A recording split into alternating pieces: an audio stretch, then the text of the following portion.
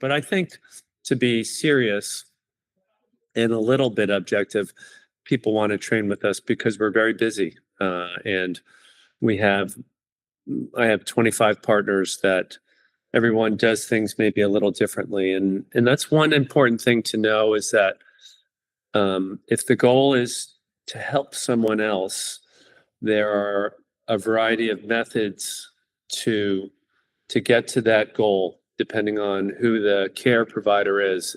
In the end, the patients will want to know that you're doing your best, that you care for them, not just as a retina disease, but as a person, and that you would treat them and recommend something to them just like you would your own family member. So I think those are really important, obvious ingredients to good care. And we have that mission, the educational mission, to try and impart that to our fellows and our residents that are sometimes interested in retina, but they go into other fields as well. And we also have a mission, our clinical research mission. And for those of you who are, and it's going to be most of you who are interested in retina, I think you're here at a very, very exciting time, because we've made so much progress in so many ways for patients, with medicines, with surgical evolution, with surgical approaches, new thinking. People like Flavio, I can think of a number of generational people like Rajiv Muni, right down the road from Flavio in Canada. I mean, people are thinking about ways to approach retinal disease, and it's stimulating, and it's good for patients, and it's tested when you present it, when you do clinical trials. And our mission to advance next level care is important. Your evolution as a trainee or a younger budding aspiring retina specialist couldn't come at a better time, because the resources that are poured into the diseases that we care for are significant, because there have been very successful commercial launches, for example, of retinal medicines for important diseases like macular degeneration, or the great other pandemic that's going on now and continues to go on, which is diabetes mellitus, and that is agnostic to gender, race, age. We see diabetic retinopathy across all different spectrums of demographics in Brazil and Canada and the United States, and we really need to do better. So your journey at this point comes at a great point where there have been progress and there's a lot of resources available. And what you should think about, I think, as someone a young trainee, a young retina specialist, is always ask questions, always be questioning the status quo. Don't just accept medical dogma. Why? And because you have fresh eyes on a problem, you might not be biased by existing medical dogma, and think differently and out of the box and approach a problem in a different way. So I think that's one important message that I have. Number two, the issue becomes, well, how can I train with Dr. Rezendi or with Dr. X or Dr. Y or Dr. Z? And how can I further my career? And that is, in my experience, see patients clinically with your doctor. Often the questions come up from individual patients in the clinic, individual cases in the operating room. And when you see something or thinking actively and engaged, you might say, well, why couldn't we do it this way? Or why can't we try something else? Or apply a different aspect in your medical learnings that I would not know because I'm very old and I haven't been in medical training for a long time. Why can't we apply that to this particular situation? So be inquisitive, be thoughtful, be thinking. And then if you find something you're interested in, my suggestion is that you go deep into that question. Think about becoming the expert in something you're interested in.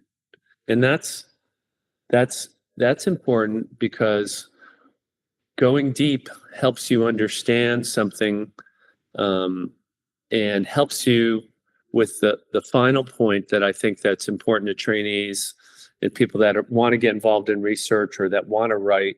And that is, if you want to join up with a mentor or a research team or a retina department, you have to bring something to the party.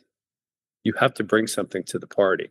So whether it's expertise in a specific disease, statistical expertise, big data analysis expertise, expertise in gathering team members and other students who want to get into ophthalmology and are willing to do retrospective review and dig through medical records. You have a gift at getting people together and organizing people. That's something that you need to bring to the party to be a wanted guest and invited back over and over again. So bring something to the party is what I'd say. And it's a great party. Retina is a great, great party because of the reasons I mentioned. So I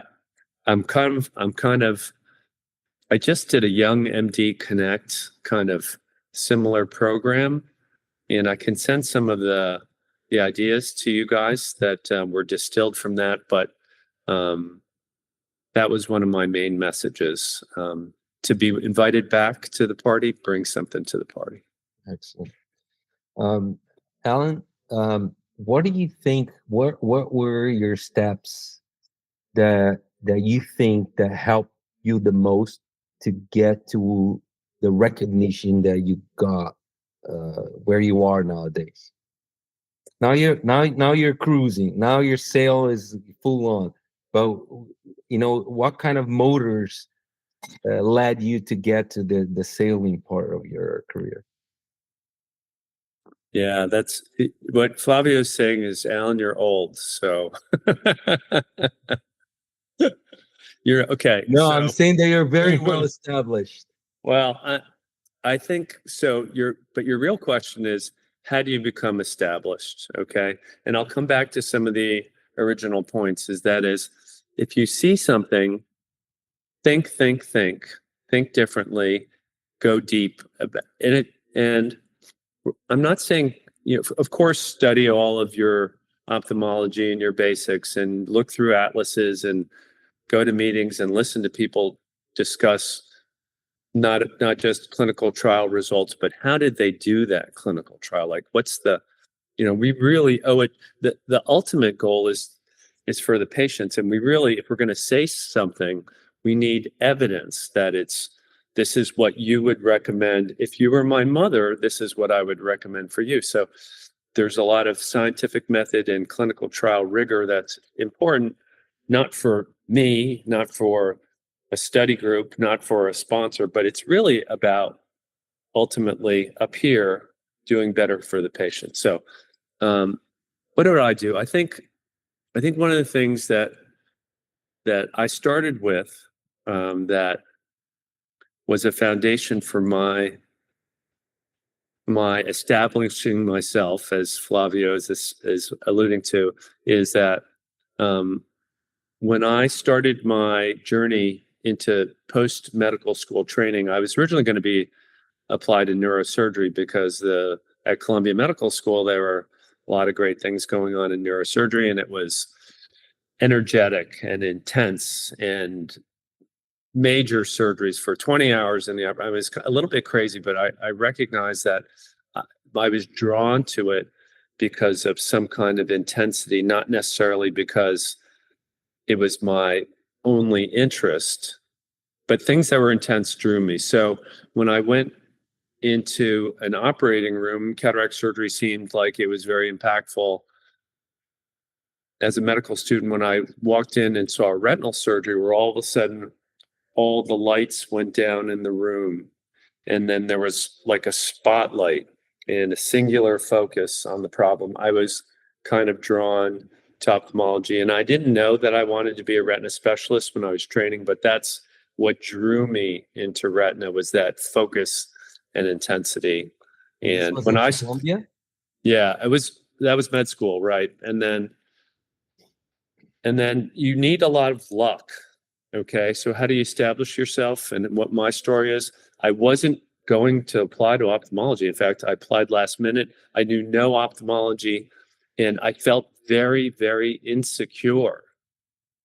Feeling insecure, being uncomfortable is something you better be comfortable with. You better be comfortable being uncomfortable. And in fact, it can be a real motivator if you say, I don't know as much. I literally was afraid to go to my first ophthalmology clinic because I knew no ophthalmology, unlike my other new residents who could retinoscope and streak. And I was like, oh my goodness, I am not, I'm going to give somebody the wrong glass. So That's great. I was never coasting. I was always thinking I was not sufficient, and therefore feeling anxious and feeling insecure about my capabilities can be a motivating force.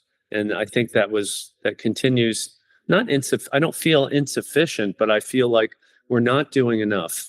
Yes, we do injections, we help patients, but we're still not doing enough for patients. So staying hungry is part of my I think my ingredients. Number two, I was lucky.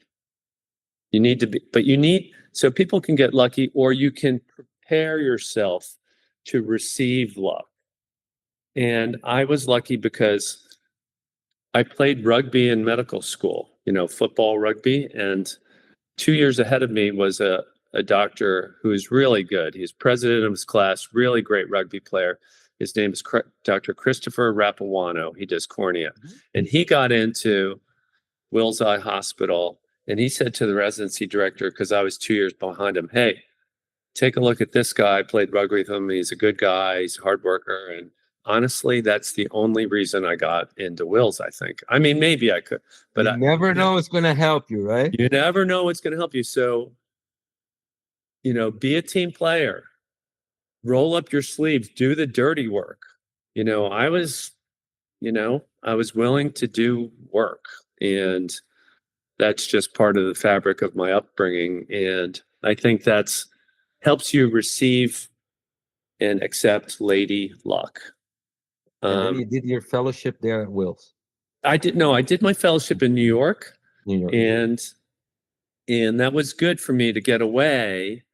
But it was also good for me, just like my youngest, I have 6 children. My youngest is in 8th grade, and we were going to a sports lacrosse tournament, and some of the kids had traveled to Scotland. My daughter traveled to Spain, and they were talking about their experiences, and they said, when I went to Spain or when I went to Scotland, I expected to have a different kind of experience, international experience, which is beautiful for these 13-year-old kids. And then I expected to come home, and come home would be the same experience. But coming home after being away makes you look at home differently. I think those of you can probably relate to that. You travel and you come back home and you say, wow, I like these things even more about home, or I wish home was different, like where I just was over the ocean. And so similarly, because I left Wills, and then my first job was at University of Pennsylvania, I was very lucky to get a nice job, and I worked there for 5 years on the retina department. And then when the chief of the hospital, my then senior partner, Bill Tasman, a retina giant, asked me to come back to Wills, I came back to Wills. So again, luck and timing, and home, going away, and then coming back home makes you look at home in a different way. So I've been very lucky, and the retina department at Wills has always been strong and had a mission that aligned with what I wanted to do with my career, that was teach other trainees, do clinical research, and have a busy medical and surgical practice. So you got to work hard. You got to bring something to the table. You have to maybe be insecure and motivated by that. You can already maybe get a sense if there's nothing wrong with just taking great care of patients, being a great clinician. There's nothing wrong with that. In fact, that's the ultimate goal from my standpoint. But for me, I've had a very enriched, very lucky career in retina so far, because I've been able to do things like travel and see Flavio at wonderful parts of the world and discuss new ideas, society meetings, meet a lot of colleagues, and try and do something to improve what we're currently doing. So I feel very lucky. This balance or harmony between the fun part of life and the professional life, was this something that you always had incorporated in your mind, or you only allowed yourself later on in life to do Yeah. that? So I preach this a lot. Yeah, balance is always important. And to be sexist, I think women have it a little tougher because they're harder on themselves too. With, I'm not a good enough mother, for example, if you were lucky to have a family. I'm not a good enough professional retina specialist or ophthalmologist because I'm thinking about my children. I'm not a good enough partner to my partner because I've got kids and I've got work. And I think this balance, I guess I recognized that I only had so much bandwidth when I decided not to apply to neurosurgery. And what I would do, I have 6 children. That's and crazy. it's crazy. I'm very blessed. And I would work late into the night. I mean, I would try and be a good dad with all these little kids, and then they would go to bed, and then I would work at night really late, and maybe I wasn't the best partner, and I eventually became a single dad, and that made me focus on my kids and recognize and savor them even more and appreciate their mom even more. But balance is really important because the individual has to be good in order to be good for others. I really believe that. So you have to figure out, you can never as ambitious as even Flavio or Zendi is, you can't really do it all. I do create balance in my life with outdoor and physical activity. I like to be active, and Flavio, I recently skied super together. skier, number one, the top tier. No, I've been skiing a long time, so I've been lucky that way. But multiple ski trips a year. yeah, I try and create balance so that I'm fresh at work, and I try and impart the things that I enjoy with my children so we can enjoy them together. And I feel very lucky. So yes, balance is important, and you have to make decisions sometimes where you just can't do everything because you're valuing your children or whatever it is, and that's okay. That's important. And so, and what about so I also believe that you guys are number one in the US fellowship program wise. And how do you deal with these, fresh guys that are coming to your program and may have a tendency of challenging you guys all the time? Because one of the things that keeps me going is the pressure that the fellows put on me, and when they don't, when we get, sometimes some years we get less motivating fellows than other years. How does that does this have any impact on stimulation of your continuation of your career? You're super established. What continues to keep you going? Yeah, the fellows, that educational mission, the talent and energy of our fellows is like a incredible source of energy. It's they challenge, they stimulate. You watch some of these unbelievably talented women and men kind of just grow and evolve. It makes you very proud. I think it's probably the best part of my career, to be honest with you. The fellowship, not in the medical training standpoint, but the fellowship of just being connected to people around the country and around the world. We've trained a lot of fellows. Probably I've trained like 80 fellows, research and clinical fellows, just because That's awesome. we started in the beginning, Flavio. I'm an old guy. And and you guys put great people out there. I'm sure you already have like major big players nowadays that were your fellows in the past. This is phenomenal. That it's something that I haven't got yet. Like someone that you like, go beyond yourself. My dream is to have, one of my former fellows that will actually surpass me in multiple ways. yes. Yeah. And so what got you into gene therapy? Because that's something, I've been following your career longer than and for me, for all the guys, we are one of the centers in Canada for Luxturna, so we had a little bit of experience with gene therapy. And how did you start? Is that something that just fell in your lap? Is it something that you had something that connected to you?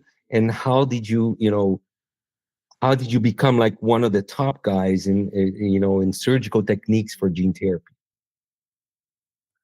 I think I don't know that I have a specific premeditated path to explain, but I think coming back to some of the things I mentioned early is that you have to add something to an entity or a mission to be a valued member of the mission. So, for example, at Will's Eye, and it's not a credit of mine, but it's a credit to my entire institution and my partners and my research team.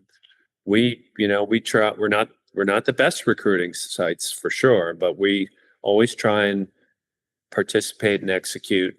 And in fact, that's a little bit why, Flavio, I think we've trained so many people, is because we have this force, not just of one, but it's 1 + 1 + 1 = 5, of this mission and focus. And so that helps with the educational point, but with the mission, but the research point. I think I was lucky enough to be an Alcon surgical advisor as a relatively early retina surgeon in my career. In the first 5 years, let's say, I always had academic aspirations, so I would work on projects and present at meetings, so people kind of knew your name, so to speak, even as a young person. That's helpful. You have to bring something to the party. So if someone's got a surgical problem, or we want to deliver subretinal cell therapy under the retina without creating a hole in the retina, and you're going through a suprachoroidal technique and doing all kinds, we had the fortune of working with Janssen on that cell therapy program, and we learned a lot. And it's kind of a continuous, it's not a straight line path. You're going to fail at certain things. You're going to have a bad podium presentation, but if you stick with it, if you roll up your sleeves, if you have a goal, it's not a goal for self. It's a goal for you need a goal for something greater than self to make it, I think, more meaningful and to attract and to be a good team player. And that then will then help you in your own career as people watch that and see that and say, wow, let's see what this person says. They're a busy retina practice, retina institution. They do clinical trials. They've done this work in cell therapy.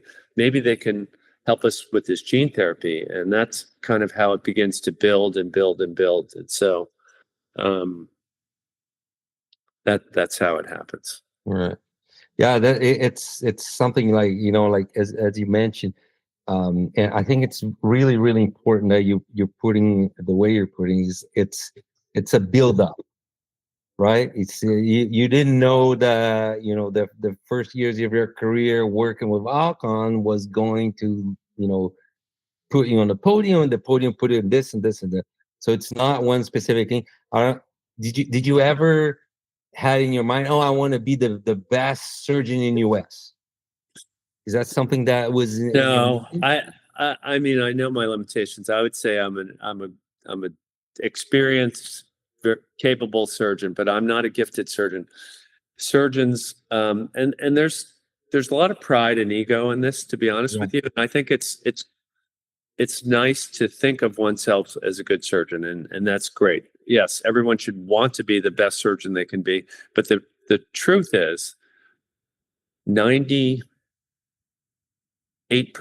of surgeons are made, and only really 1% or 2% are naturally gifted. So I can think of just a couple of truly gifted surgeons. And how do you become a capable, very good surgeon? You have to ride the bike over and over and over again.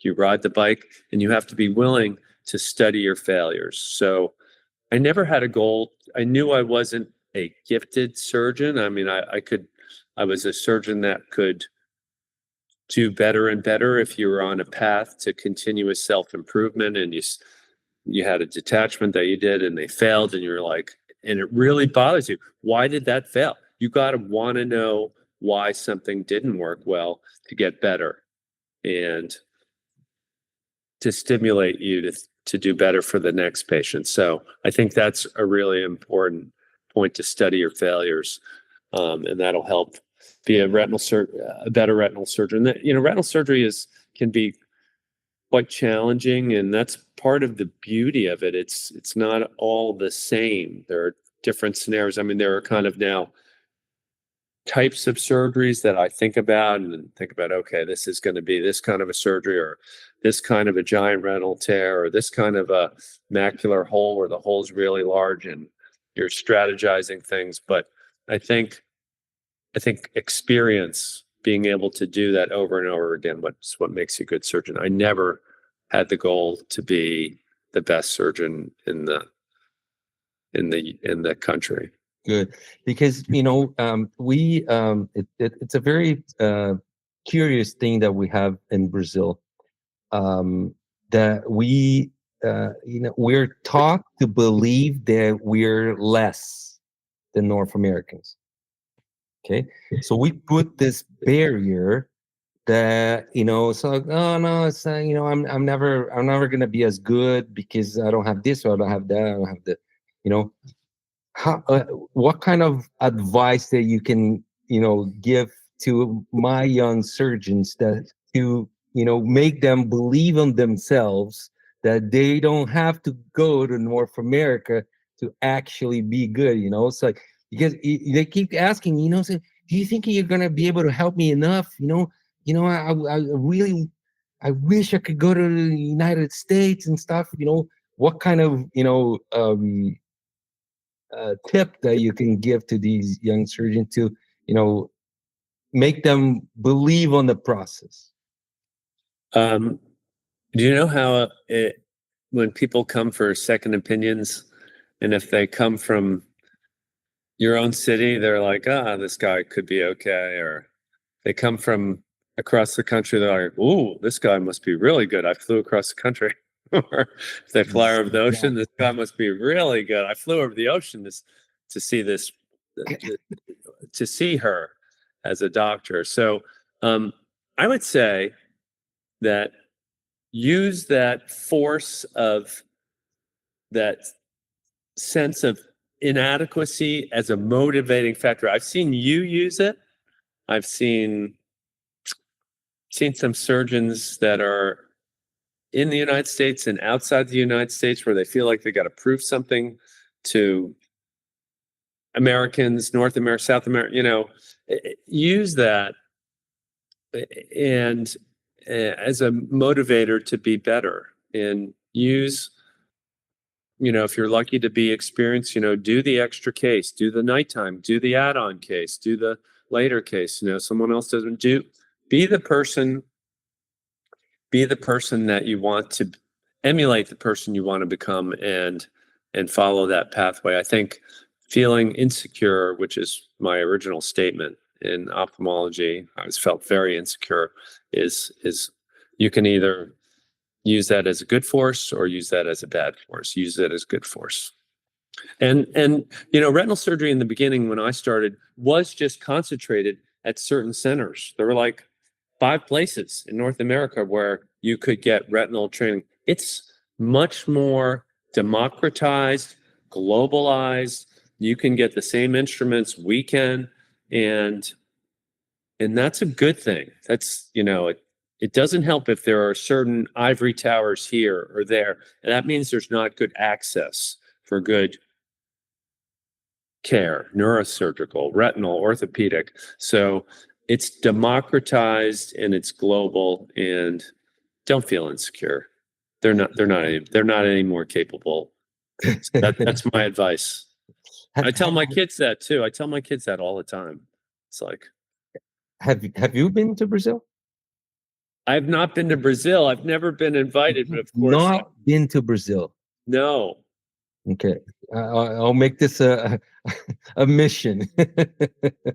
It's gonna be my mission to come to, because we have an annual meeting from our foundation. It's a 1-day program, and each year we're getting more financial support and stuff. I'll make sure I'll commit to you to bring you. It does it has to be like a big meeting, or it can be just like a small local meeting that you're actually gonna get to meet the young hungry Brazilians. That you're just thinking about me warms my heart. That's awesome. Is there any final message that you want to send to I don't know if there are any other questions if anybody else is on this. They haven't. Guys, you want to ask any more questions, Adriano? They've not asked any. I know. It's just me and you having a conversation. Yes. I'd like to ask, how much time do you put in each part of your career? So how much time do you spend in practice or teaching or making research? Yeah. What gives you more pleasure among all of those? What gives me more pleasure? Fundamentally, I just enjoy patient care. That's number one. My patient care is probably 75% of what I do in a work week. But the work week, goes late into the night. Some of my partners are like, "You never sleep," and I need probably a little less. I need more sleep now that I'm older. But I would work till midnight or beyond many nights. And that was early in my career too, when the kids would go to bed. Then I'd start working. So I do clinical care, most of the time clinic, and then operating room once a week. Not even every week now that we have a lot of associate partners, younger partners that want to get on the bike and ride the bike more and get nice early start in the operating room. I do a lot of clinical trial work, and I train the residents in the operating room, and I have a longstanding history of teaching them in the clinic too at Wills Hospital, but now it's more just the operating room. So it's mostly clinical time with the patients, and I've been, like I said, I've been very lucky, and you all will be too when you go into retina, because the science is so rapidly moving, because the need is so great, because the patients really value what you will do in your career. Amazing. And how do you teach your fellows in the OR? What advice would you give for a teacher? Just like everything, you have to show, then you have to let them do, and then you let them do a little bit, and then a little bit more, and a little bit more, and then you let them do everything. How do you teach? That's kind of my approach. I'm always trying to get them to focus not on me, but focus not on themselves, but on the goal of whatever the task is in that particular moment in the operating room. There's a lot of initial surgeon thinking about themselves, or I can't do this, or I'm not, I don't feel comfortable. So I focus on getting comfortable and then giving them graded steps to do, and then trying to build their confidence. Because like I said, most surgeons can be trained to ride the bike. And only once in a while do you see naturally gifted surgeons where you can just sit back and watch these talented people work and say, wow, that was like a symphony. Like they made it look so easy. And that only happens rarely. So I'm not a gifted surgeon. I'm an experienced surgeon. Everyone on this call may not be a gifted surgeon, but you can become a very good surgeon by riding. This boy there that just asked you a question, he's really good. Okay. I met him. He came here. We have an exchange program with some university in Brazil, and he came as a resident like 10 years ago. And then I saw him, 10 years later or 15 years later or whatever. And then he joined the program, and I said, very nice. Very nice. Thank you so much, Alan. This was like, it was better than any talk that you could have, given, because it's a practical program. So it's much more useful, for them to listen to you saying what I usually tell them, but you will be much more impactful, It's like you're the parent, so what you say has no credibility, but maybe as an outsider I have some credibility. Anyway, that's kind of my experience. It's an honor, a real honor to be here with you. I love the mission of this program, and you've got a great leader there. He's really very, very next level in many ways. So thank you. Thank you so much, Alan. Appreciate it. Thank you. Thank you. Excellent. Bye-bye. Bye-bye.